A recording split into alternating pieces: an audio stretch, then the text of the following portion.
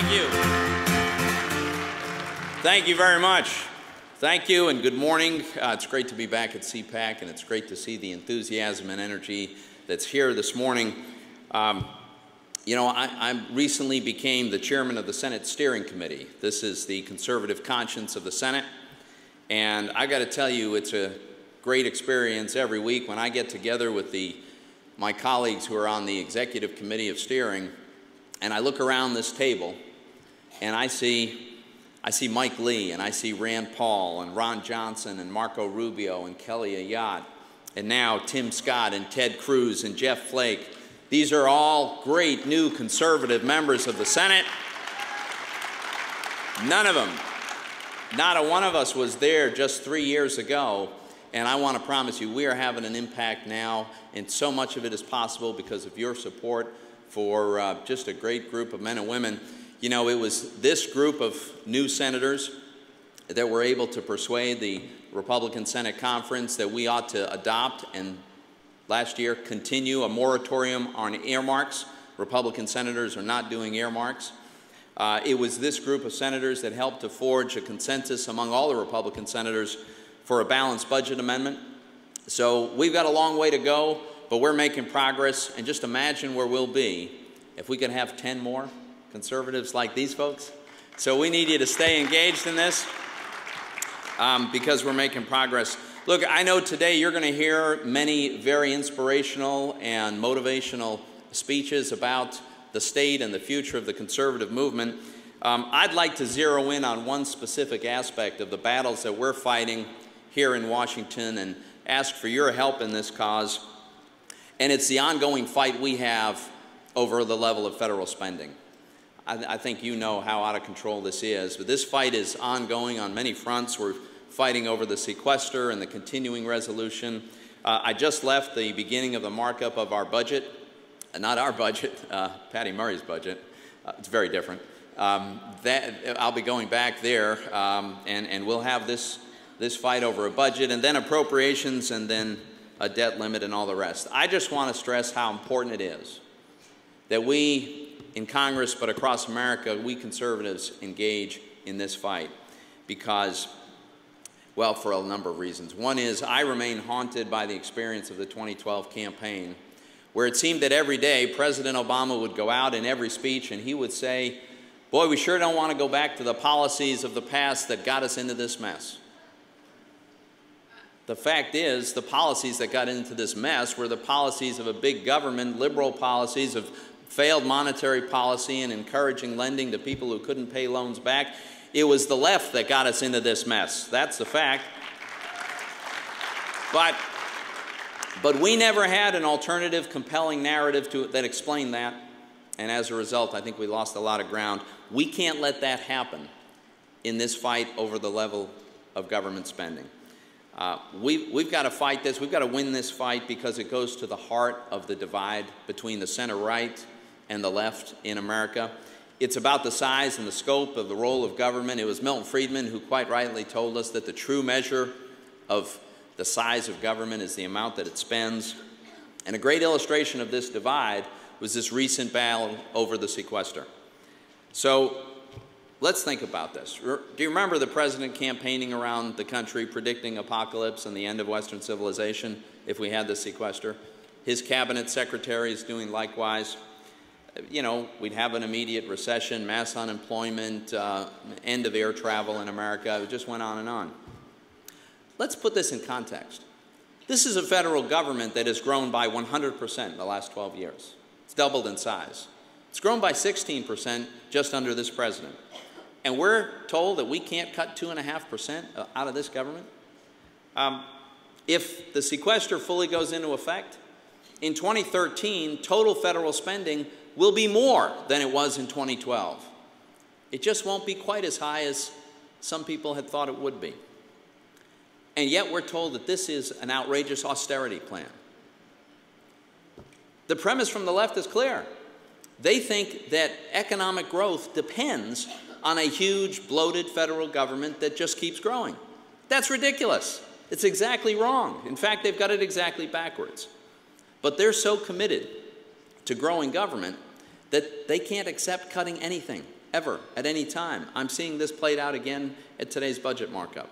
So, folks, we've got to be equally committed to being in this fight to achieve the savings. There's one case of some savings that are associated with this sequester. I think we can do it in a better fashion, but we've got to capture the savings. And frankly, we've got to win not only this fight, but we've got many more coming, and we've got to be engaged in all of them. Let me run through a few reasons why I think this is just so important and why I hope we'll all be engaged in this fight. One is, frankly, cutting spending should be easy. The waste in this town is just incredible. So many of you who have been very helpful in pointing this out. Some of the folks and some of the organizations like CAGW and NTU and others have done a great job. But let me just touch on a few of the egregious categories of wasteful spending. One is just the simply indefensible. You know, we spend up to $50 billion a year in overpayments, like acknowledged overpayments for goods and services. $4.5 billion in improper food stamp payments to people who aren't eligible. We've got 14,000 vacant or underutilized properties that cost millions of dollars to maintain. You know, another whole category are the ridiculous and ill-conceived subsidies, right? So we've got $2 billion a year in electric vehicle tax credits. Let's face it, this is just an attempt to bribe people to buy a plug-in car they don't want. We spend billions subsidizing inefficient sources of energy, hundreds of millions on rural airfare. This is crony capitalism. This is corporate welfare. This is government picking winners and losers, and it's got to end.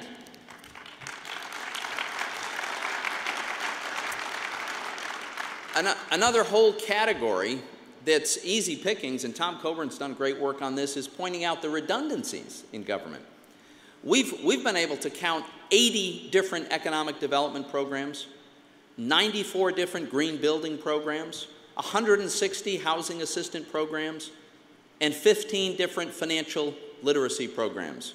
Now, ladies and gentlemen, I would suggest to you that there is no evidence that the federal government is qualified to teach a single financial literacy program, much less 15. Between the overpayments, the corporate subsidies, the redundancies, the waste is enormous. There's huge opportunities. But that's not all. There's also the negative unintended consequences of all this spending. You know, there's the economic distortions, taxpayers' subsidies to big business. First of all, it's wildly unfair. And then you look at the specific programs, ethanol, for instance, the sugar program. These not only cost taxpayer money, but they cost consumers. They cost us growth by misallocating resources. We have transfer payments that discourage people from building their personal capital and skills. We have so much spending that undermines civil society. You know, civil society, of course, is one of the things America has been most famous for centuries. This wonderful tendency of Americans to come together and find a way to help their fellow Americans who need help. It starts with families. It extends to faith-based institutions like our churches and synagogues. But it's also been our community groups, where people spontaneously come together to help out someone in their neighborhood, their community, who needs a helping hand. That's what America has been all about. And when the government steps up to provide all services for all people, it undermines that terrific virtue that we have long cultivated in this country. Of course, I've saved some of the most obvious reasons that we've got to get spending under control for last. One is it's completely unsustainable. We're on a completely impossible path. We know how this ends. If we don't get off this path, it ends the way Greece is ending. And I think it's a perfectly good idea to follow Greece into democracy. Not such a good idea to follow Greece into bankruptcy. But that's where we're heading if we don't change the course that we're on. I would also point out that there's something fundamentally immoral about this intergenerational theft. You know, in the past, when this government has borrowed money in past decades, it was usually either to fight a great war or to build infrastructure which would allow the economy to grow and for which future generations would benefit. Today, we're taking away the production, the output, the standard of living of our kids and grandkids, and we're using it for consumption. That's completely immoral. My final and strongest point, I think, about why we've got to get spending under control is if we limit spending, we will have more economic growth. It's not the other way around. So I know that the other side is continuously invoking these Keynesian ideas that if the government would just spend more, the economy would grow. Could we just agree that's ridiculous?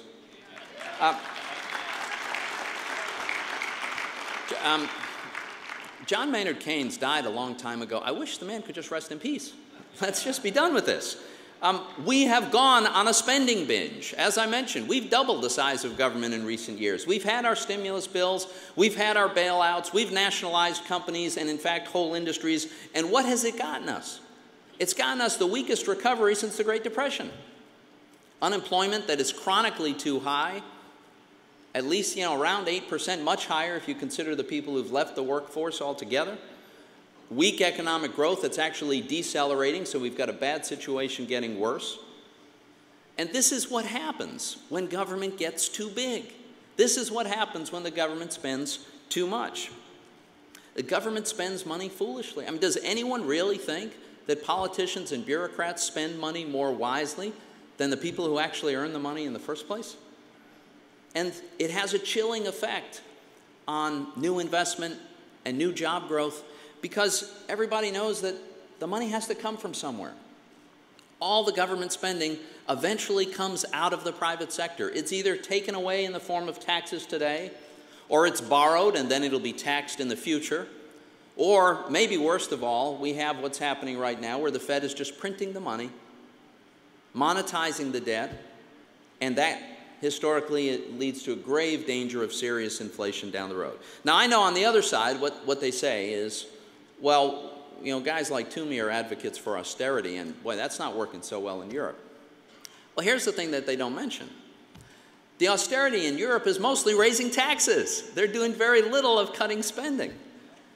And they're doing even less of the structural repairs that their economies need, like the inflexible labor markets. Now, when countries have taken a common sense approach of getting spending under control, I'm thinking of Canada and New Zealand and Sweden in the 1990s, they had strong economic growth. And here in America, after World War II, we cut spending by 40%, and the economy boomed because millions of young men were coming home from overseas and they were going to work and they were becoming productive members of our private sector. This is a defining battle for us. And I'm not obsessed with this because I'm obsessed with green eye shades and spreadsheets. It's about the strength of our economy and the opportunities that we're going to have going forward. And so let me just tell you why this is personal for me. This is personal for me because, I grew up in a blue-collar, working-class family, had a wonderful childhood. My dad was a union member and a Democrat. And because of his sacrifices and hard work, I was able to go to college. I graduated from college in 1984. And in 1984, when my cohorts, my fellow classmates and other kids graduating from college and when we were graduating, it wasn't a question of whether or not we would get a job. It was a question of which job offer would we accept. Because the economy was booming and it was creating terrific opportunities for a working class blue-collar kid like me to really have a wonderful life. Well, we didn't know it then, but we know now that in 1984, we were just 2 years into a huge 25-year economic expansion.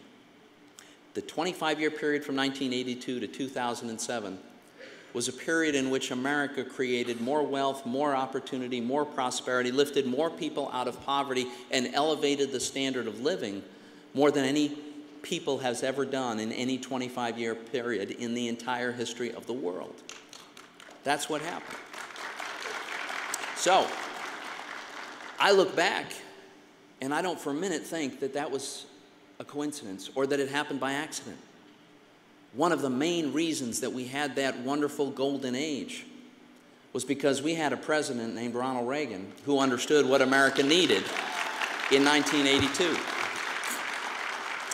Ronald Reagan understood that the greatest impediment to strong economic growth when he became president was a federal government that had taxes ridiculously high and regulations that were stifling growth. And he drilled into those things, lowered tax rates dramatically, deregulated the economy, and this miracle of a free enterprise system took off and created tremendous opportunities for kids like me and so many others. So now, folks, I think the question before us is, what about the kids who are graduating from college this May and this June? Kids graduating from high school? Will they look back 25 years from now and celebrate the fact that they entered the workforce at the beginning of a golden age of American economic growth and prosperity? The answer is they can. It's entirely possible. There is no good reason in the world why this economy isn't booming and creating millions and millions of jobs every year. But like as Ronald Reagan did, we need to identify the impediments that we have today.